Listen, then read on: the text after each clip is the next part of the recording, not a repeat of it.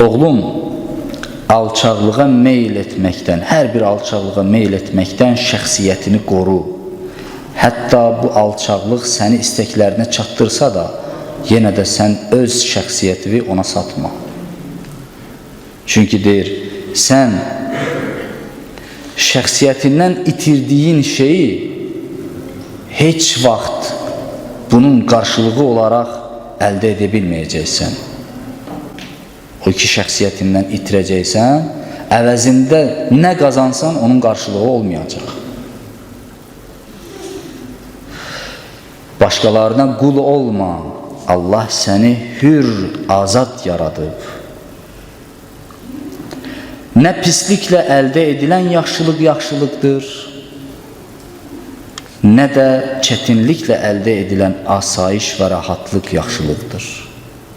Bunların heç birisi yaxşılıq deyil. Görsən, insan pislik eləyir, haram eləyir ki, yaxşılıq əldə etsin, amma o yaxşılıq deyil.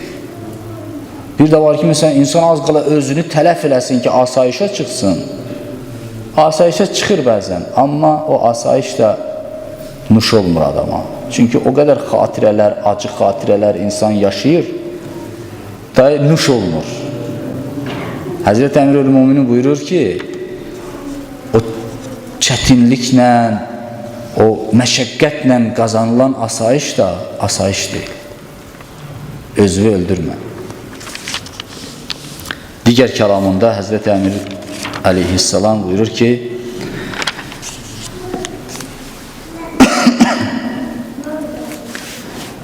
ardınca cənnət o narahatlıq və çətinlik deyil. Yəni, bir yerdə sən narahatçılığa dəyər, sənin narahatçılığa, çətinliyə dəyər, o da əgər qiyməti cənnət olsa. Amma əgər o xeyir ki, ardınca cəhənnəm gətirir, o xeyir deyil. O şər ki, ardınca cənnət gətirər, o şər xeyirdir, sən bilmirsən. Sonra davam edir. Buyurur ki, oğulcan, tamahın minikləri səni götürüb özü ilə aparmasın. Çünki səni həlak çeşmələrinə salacaq, daxil eləyəcək.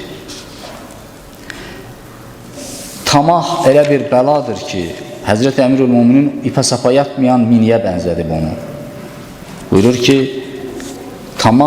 əgər tamah miniyinə mindinsə, bil ki, səni aparıb ən təhlükəli yerə atacaq. Onu ram eləyə bilməyəcəksən.